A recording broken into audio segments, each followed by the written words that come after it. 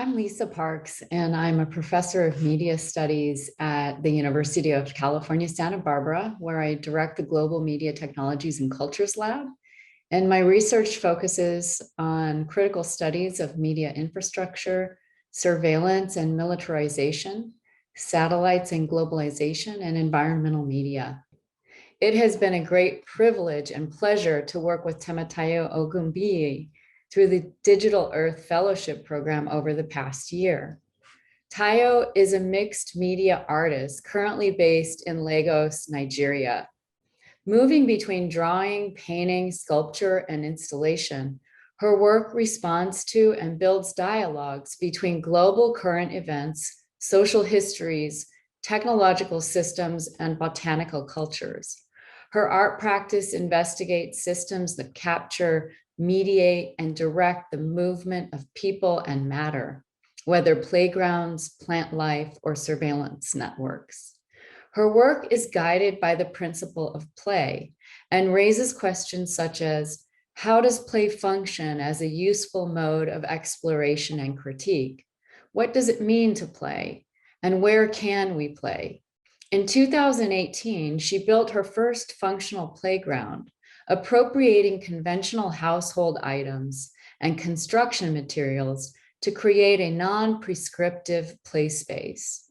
Tayo has made 4 functional playgrounds to date, including projects in Naples, Italy, and Lagos, Nigeria. Her artwork has also been exhibited at an impressive array of galleries in Paris and Lyon, Berlin, London, Perm, Poznan, Dakar, Cape Town, New York, and Jogja, Indonesia. Further details about her exhibition history can be found on her website. As a Digital Earth Fellow, Tayo has undertaken research on surveillance technologies and created a series of new works entitled Cookie Calls. In the process, she has read and been inspired by books ranging from Ruha Benjamin's Race and Technology to Simone Brown's Dark Matters to Tung Huiwu's A Prehistory of the Cloud.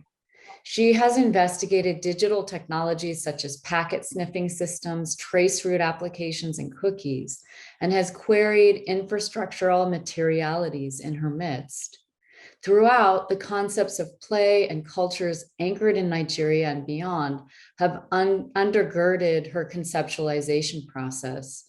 For instance, when imagining the thick entanglement of cables that connects a Lagos data center to the world, Tayo sketches them as a weaving of botanical life forms, including moringa and papaya that thrive near and in relation to the Nigerian facility. When thinking through processes of online tracking and monitoring, she turns to baking and cookie recipes to generate a playful assemblage of puns, cooking algorithms, and edible materialities. All the while, Tayo's work confronts the racial politics and Western constructs that often dominate technological imaginings. By considering the planetary sensorium as a monitoring structure birthed from Western constructs, Tayo investigates, quote, how play can subvert and highlight its pervasive surveillance systems, end quote. At a high level, her project is focused on building a play space from Lagos, informed by its inhabitants' individual stories, their use of digital technologies, and the surveillance mechanisms embedded therein. So it's been a really great pleasure to watch and learn from Tayo over the past many months. And now I'd like to turn it over to Tayo to give us a brief description of the project she's been working on as a Digital Earth Fellow. Thank you so much for that wonderful introduction, Lisa. It's been a pleasure working with you, and I've learned so much, and I'm really excited to share a bit of that today. So in my practice, I try to use play to interrogate social biases. And for this Digital Earth Fellowship, I was really interested in looking at play in dialogue with surveillance, perhaps finding new ways to measure, evaluate, and better understand the surveillance systems which many of us are a part of today. So I began to think about the communities that are silenced in surveillance infrastructures that are built on infrastructures of racism, prejudice, exclusion. But I also wanted to think about how these surveillance structures reframe our understanding of public space, community, and how I could really challenge myself to engage with people I wouldn't otherwise engage with through this project, both in its conception and various phases of execution.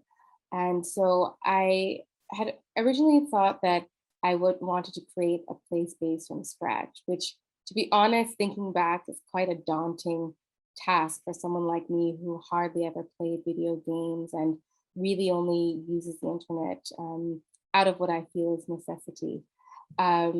But what I found was that with the existing communication platforms we have, there is actually room for play inside of them. And so as we sit here in this Zoom call, I've been amazed over the last year how much Zoom has updated and developed in a relatively short period of time to create more opportunities for play, rather whether through these filters, these digital backgrounds, and even in the most sort of basic, even in the earlier iterations of Zoom, there was room for play. And I think I began to think about why we don't use these spaces for play more often when in fact they are becoming a significant part of our everyday life and therefore are open to those possibilities. So I wanted to think about how my playing in a space like Zoom or creating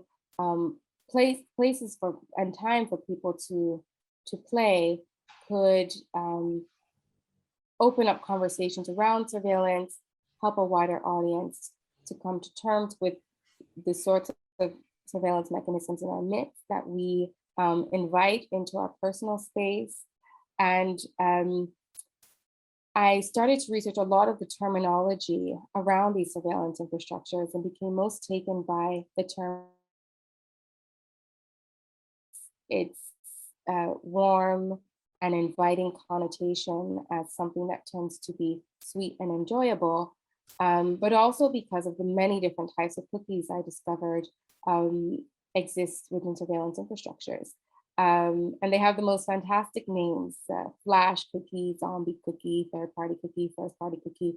And I found these names and the descriptions of what these cookies are and how they differ from one another to be so generative that I thought to myself, perhaps the first step towards creating a play space would be to look at cookies and look at the ways in which edible cookies and digital cookies can shift how we understand both of them in tandem and in conversation with one another. So thinking about these cookies, I started to do a bit more research into their histories, and I'm always one who has been skeptical of origins and beginnings. And in researching cookies, I found that it's hard to really trace the first instance where the word cookie was used. However, many argue that it first appeared, the word cookies first appeared in 1979 in the phrase magical cookies. And these magical cookies were the earliest form of monitoring activity of users on the internet, which then continues to develop in our present in lots of different ways that are often difficult to trace and understand. So the first step in this cookie calls project is to collate recipes. And I'm really hoping that a wide audience will take part in this cookie call, sending in their submissions to cookies@temitayo.com. And I'm hoping to get a wide range of languages represented as well, because I think one issue that I continue to return to in my practice, both within this fellowship, but outside of it, is the fact that we've become so dependent on communicating through English language. And so I'm inviting the public, anyone who's at all interested, to share their recipes. And if they wish, a sentence or two about why that recipe is important or significant to them. And my hope is to bring all of these recipes, or a selection of these recipes together, to share as part of an exhibition, perhaps creating some, and really playing with ideas of substitute ingredients, ingredients that are connected to specific geographies and places, thinking about medicinal linkages between botanicals and what they do or can do in the human body. And in thinking about all of this information that I'm seeking to collate, I began to um, return to another early surveillance structure that became of interest to me, which is the data centers. I felt that these data centers are these massive monoliths, increasing in number, that archive or hold data, and really have become an important part of the surveillance machinery. And I found it constructive for me to think about all of these bits of data that I'm hoping to gather as part of this project as a sort of decentered center, or sort of a data center in pieces that is disparate, that is perhaps falling apart. And I was specifically interested in looking at the Rack Center in Lagos, which is perhaps one of the most prominent and shiny data centers in close proximity to where I live. I became really taken by the center because of where it's located in the city, next to a huge landfill, and also questions of ownership and nation state affiliation that quickly became evident as I began to research the Rack Center, how it came to be and how it currently exists. And so I'm thinking about all of this. I'm also keen to return to plants and botanicals, which are really an important pillar in my practice, and thinking about them as an early and enduring form of technology that grow, of course, in relatively close proximity to the Rack Center, and who are indigenous to the region where the Rack Center exists, and can, in my thinking, one day perhaps take over this physical infrastructure that is quietly harnessing and storing quantities of data that are difficult for a given individual to conceptualize or understand. So I think that's pretty much where the project is at the moment. Giving a sense of how it started and where it is now. I'd love to go in a conversation, get into a bit more detail with you, Lisa, about the different aspects and facets of it. Sounds great. Thank you for providing the overview. And yeah, let's try to talk for 10 to 13 minutes or so about the project and its scope, and kind of get into a few more of the details. Maybe if you could start off talking about where this project began and where it is now. That is the project that you've been working on as a Digital Earth Fellow. Yeah, sure. So when I wrote the application, I was really interested in carrying my interest in physical outdoor play spaces into virtual space, thinking about the possibility of creating a play space that people could connect with other people through in ways that perhaps might mirror or depart from sorts of physical interactions we're accustomed to, or many of us are accustomed to. And when I was applying for the fellowship, I think this would have been August, so we were very much still in the thick of the pandemic, and I was thinking about ways in which play would need to morph and shift such that we could still play in ways that are productive. And so I had some preliminary conversations with game designers, asking about single player games, multiple player games, but the idea of creating this play space from scratch quickly became daunting and frankly a bit uninteresting to me. And and as I tried to interrogate why I wasn't terribly interested in going this route, I realized that in my practice, within the fellowship and outside the fellowship, I'm very interested in connecting with what we already have in our everyday, whether those are everyday objects or in this case, everyday conferencing platforms. And so many emerged and began to thrive and grow during lockdown. And so Zoom, like the one we're using right now, is the one I've used most and the one that I'm most comfortable using. And I thought to myself, well, why not look to Zoom as a play space in which you can manipulate its its features to create a more playful or encourage more playful interactions.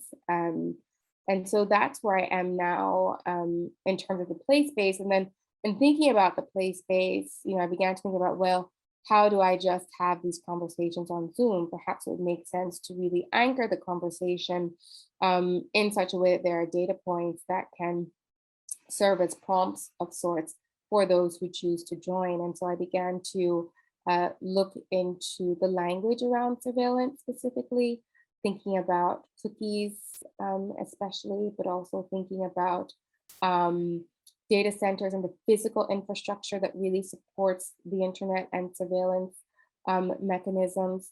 And so right now I'm in the process of soliciting recipes as part of an open call for cookie recipes. And I'm also working through the various prompts that I would like to use in these Zoom sessions, which I hope to begin hosting in the coming months.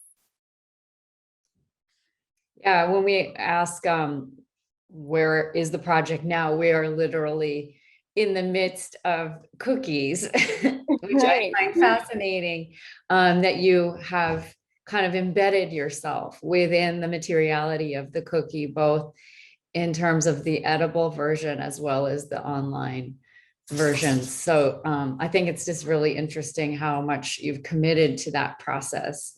Can you talk about some of the big questions that you wanted to ask, and what questions that you are left with now at the end of this Digital Earth Fellowship?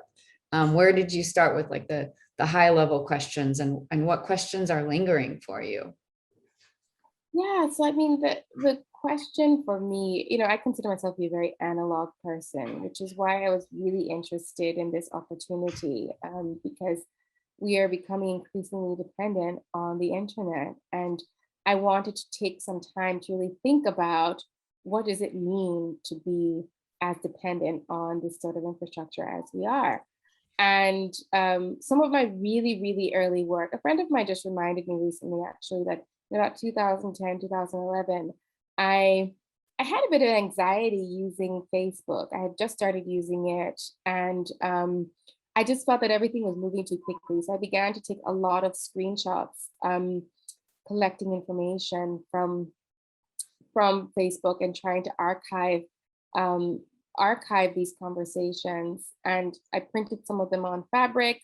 I printed some of them on love text message books. And so looking back, I've always really been interested in thinking deeply about what it means to be human today and what the digital virtual spaces we inhabit have to do with that as a changing sort of dynamic form of existence. And I think I'm still thinking through that. I mean, it's kind of hard to feel like I've gotten to the point where I fully grasped it because it's continually evolving and changing. And in my research, I came across an important fact from 1979, and there's so many facts being created today that invite to interpretation that I may not discover for the next 10 years or so. And so I think there's an ongoing desire on my part to really interrogate what it means to be human and really think about these stories and individuals who are often left out of these conversations, many of whom are becoming increasingly dependent on an infrastructure that they're not fully aware exists. So I think that that's a question that I had that I'm still processing. One question that I had that I think I'm sort of getting a grip on are cookies and what they are used for and how they sort of they track human behavior. I mean, to an extent, but it's still quite open-ended. Um, so I have the names of these cookies, but I don't quite understand, exactly how they work. And I took a lot of time to read the disclaimers, the cookie disclaimers that pop up on most websites now. More and more websites seem to have them. I find myself surprised, like, oh, so now you're admitting that you use cookies. Were you using them before? To what extent are you using them, even though your disclaimer seems to want the viewer to believe that you're using these cookies for our benefit, which is not often the case. So I think I'm totally entangled in questions, actually, and I don't know that I've left any questions behind. I think I'm just looking at them and examining them in new ways.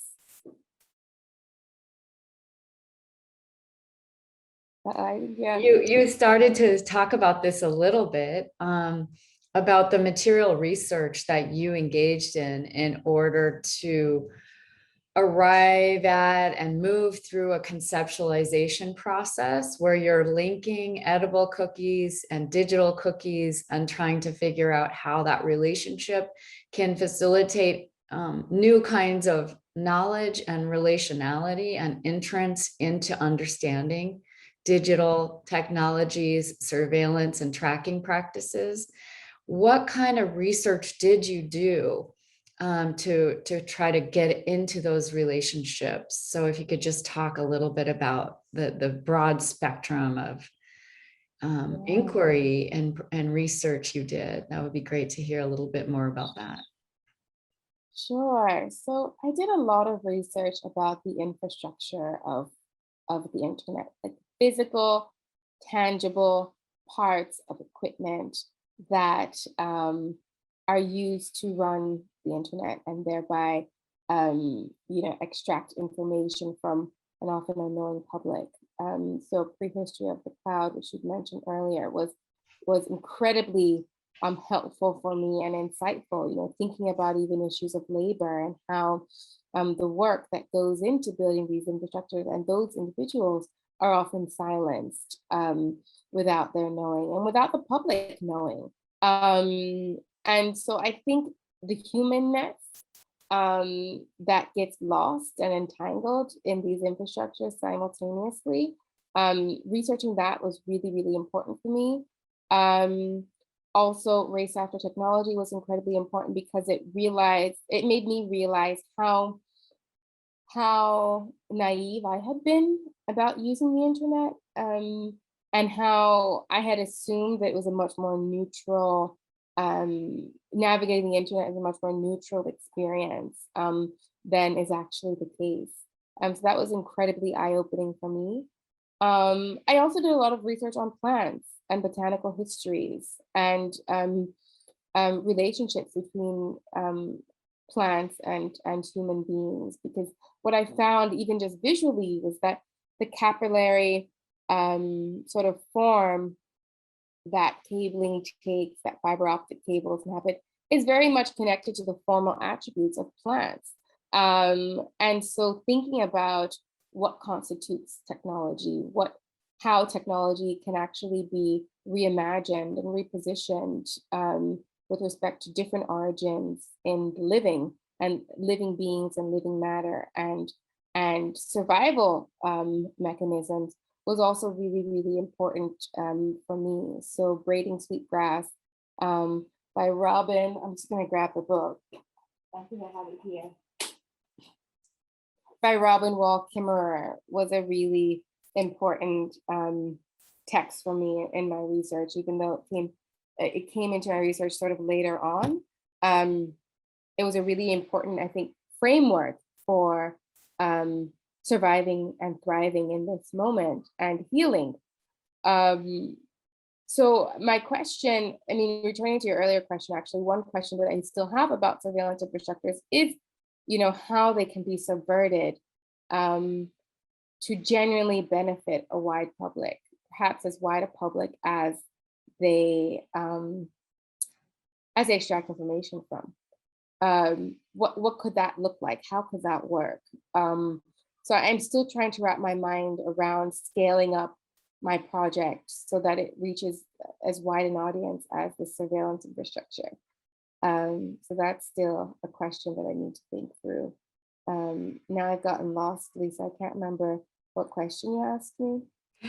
No, that's fine. You were just talking about some of the research that you did, the range of research, spanning from looking at the materialities of internet infrastructure to thinking about botanical matter in relation to technology and life. And I think you were very bold. You have been very bold, and I'm sure you will continue to be with regard to your research process and how you read and examine both writings and just do observational sensing work in your everyday life in order to kind of think through some of the material relationships you're exploring in your work, and the kind of playful ethos that governs and guides your sensibility as an artist is really inspiring. And I'm wondering, speaking of inspiring, what were some of the biggest inspirations for you as you were doing your work as a Digital Earth Fellow, whether it's something you encountered in your own research or maybe some of the other work of the fellows that you were partners with in this process? Where did some of your biggest inspirations come from?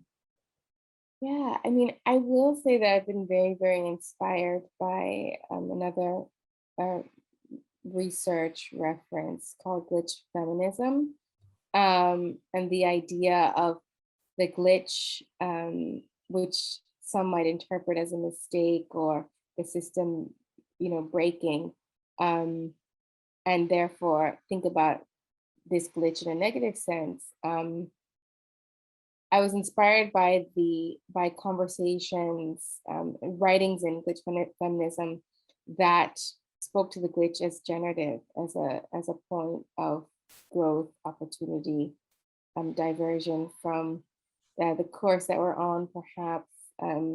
So that Laila Shireen's work is tremendously inspiring in that respect. And Lewis Cameron is an artist who, I don't know how long he's been doing these portraits, but he did one of me recently using glitch technology. And so that has been really, really inspiring, because I think it sort of spills over into everyday life. And you think about moments in your life where things don't go where you would have, and in the way that you would have wanted them to. And I think it has helped me as a person to really think about, no matter the circumstance, how something generative can emerge from it, which, I still feel very uncomfortable with the idea of these data centers. I feel like these massive, quiet presences in our contemporary moment. But I love the idea of applying this glitch idea to the data center to think about ways in which we can create generative conversation from within around these spaces. I've also been really inspired by the work of the fellows. Alex Anikina, Sahed Rahal, Sandra Perry, Sheila Chukwueze, and Uzoma Orji, Antonio Vega. I mean, really everyone, because what I love about and Doreen, of course, Mocha, who left us far too soon. I love the fact that I think oftentimes when you hear the word technology, it's easy to begin to think about all the machinery and take the humanness out of it. But what I love about all of the work that the fellows are doing is that there is sort of an intimacy, a sincere sort of engagement with self, with humanity at large, and there's a real sort of intimacy to that, and that has been really inspiring for me. during the fellowship and in my practice holistically. And the commitment they all have to their work has been terribly inspiring as well. The intimate stories we've heard of grandmothers and brothers and fathers and mothers and the fact that those conversations could come up in a fellowship that's about technology and surveillance was really, really heartwarming for me. And it really sort of added a weight to the fellowship and to my research. Yeah, as someone who sat in on some of the meetings with the Digital Earth Fellows, it was scintillating and exhilarating to just listen and to the various perspectives and details about projects, and to kind of witness the generosity in the group. I really was taken with how incredible all the projects were, and how you interacted with one another and supported one another and challenged one another too. I really enjoyed being a witness to that when I could participate in those group meetings. As a way of wrapping up our interview, I was wondering if you had a few final words, maybe talking about your reflections on the past year as a Digital Earth Fellow, or you could talk a little bit about where your work is going from here and what lies on the horizon for you as an artist and what you're excited about participating in now. Yeah. So I don't have any comments to wrap up the fellowship because I really feel that it's something I'm going to carry with me for a long time. I feel that I have built some really wonderful relationships through the fellowship that are only just beginning. And so even though the official dates may be ending soon, I can't even remember them in my mind. Maybe that's a subconscious decision, to not accept an end in ways. I'm really excited about Data Centered, which we're working on together. Lisa, that collective with Miha Vipotnik and VJ Amel, Laila Shireen Sacker.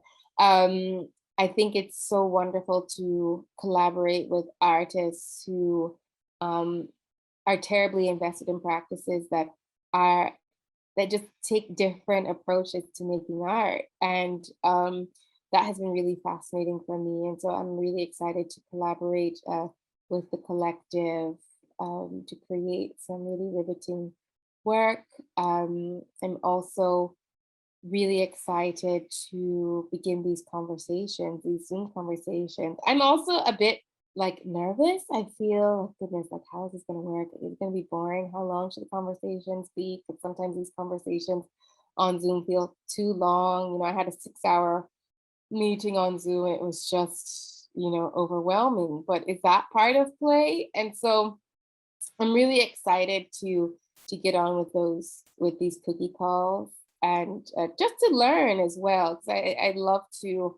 I really am so curious about how other people see some of these ideas and concepts, and so I'm excited to learn from others. As always, I'm always excited about.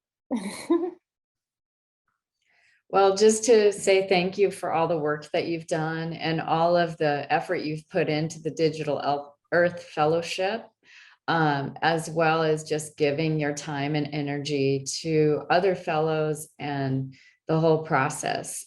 You've been incredible, and I'm really looking forward to seeing where your work goes into the future and also having a chance to collaborate with you further. I'm really excited about that. So.